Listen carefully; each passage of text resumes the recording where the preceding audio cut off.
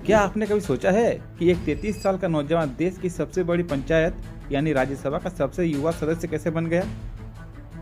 एक ऐसा शख्स जो सीए की प्रोफेशनल दुनिया छोड़कर सड़कों पर प्रोटेस्ट करने उतरा और आज आम आदमी पार्टी की रीढ़ की हड्डी बन चुकी है। जब भी हम इंडियन पॉलिटिक्स में यंग लीडरशिप की बात करते हैं तो एक नाम सबसे तेजी से ऊपर आता है, राघव चड्ढा। 11 नवंबर 1988 को दिल्ली में जन्मे राघव की शुरुआती पढ़ाई मॉडर्न स्कूल से हुई। उसके बाद उन्होंने दिल्ली यूनिवर्सिटी के श्री वेंकटेश्वरा कॉलेज से बीकॉम किया, लेकिन वो वहीं नहीं रुके। राघव एक सीए हैं और उन्होंने लंदन ऑफ इकोनॉमिक्स से भी पढ़ाई की है। पॉलिटिक्स में आने से पहले वो डेलोइट और ग्रांट थॉर्नटन जैसे बड़े एमएनसीज में काम कर रहे थे। एक सक्सेसफुल कॉरपोरेटर करियर को लात मारकर देश की सेवा में आना कोई आम बात नहीं है। 2011 का साल भारत के लिए ऐतिहासिक था। इंडियन एजेंट कॉरपोरेशन आंदोलन चल रहा था। राघव जो उस वक्त लंदन में सेटल होने वाले थे, सब छोड़कर अन्ना हजारे और अरविंद केजरीवाल के साथ जुड़ गए। 26 साल की उम्र में वो आम आदमी पार्टी के सबसे युवा नेशनल ट्रेजरर बन गए। 2020 में राघव ने राजेंद्र नगर से विधायक का चुनाव जीता और दिल्ली जेल बोर्ड के वाइस चेयरमैन बने। उनका असली मास्टर स्ट्रोक आया 2022 के पंजाब इलेक्शन में, जहां उन्हें पंजाब का को इंचार्ज बनाया गया। आम आदमी पार्टी की लैंडस्लाइड विक्ट्री के बाद पंजाब ने उन्हें राज्यसभा भेजा। इसके साथ ही वो भारत के इतिहास के सबसे युवा राज्यसभा एमपी बने।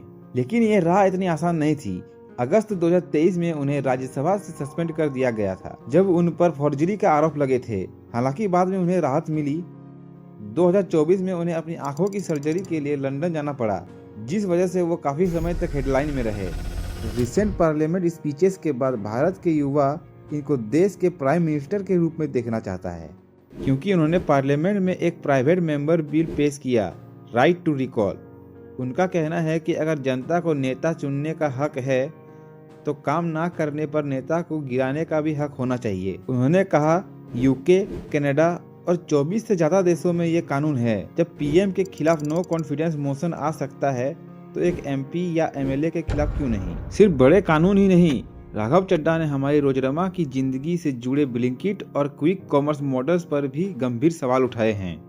राघव ने पार्लियामेंट में पूछा कि क्या 10 मिनट में डिलीवरी के चक्कर में हम अपने यूथ के जीवन को जोखिम में नहीं डाल रहे? उन्होंने कहा कि ब्लिंकिट और स्विगी जैसे प्लेटफॉर्म के वर्कर्स को एम्प्लॉय का दर्जा मिलना चाहिए। उन्हें इंश्योरेंस और सोशल सिक्योरिटी भी मिलनी चाहिए।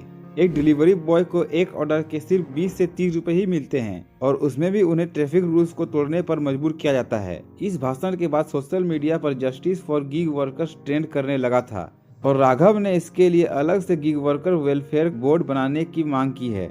अब बात करते हैं उस मुद्दे की जो शायद आप सबसे जुड़ा हुआ है। राघव चड्ढा ने राज्यसभा में इन्फ्लुएंसर और यूट्यूबर्स की आवाज उठाई है। उन्होंने कहा कि भारत दुनिया का सबसे बड़ा कंटेंट हब बना रहा है।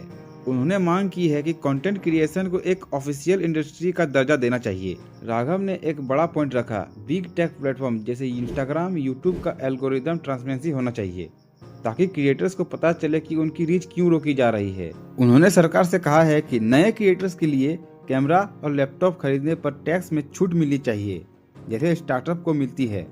आपको क्या लगता है, कब से यह कानून हमारे देश में लागू होगा? कमेंट में जरूर बताइए। अगर वीडियो पसंद आए तो लाइक करें और चैनल को सब्सक्राइब करना ना भूलें। मिलते हैं अगले वीडियो में।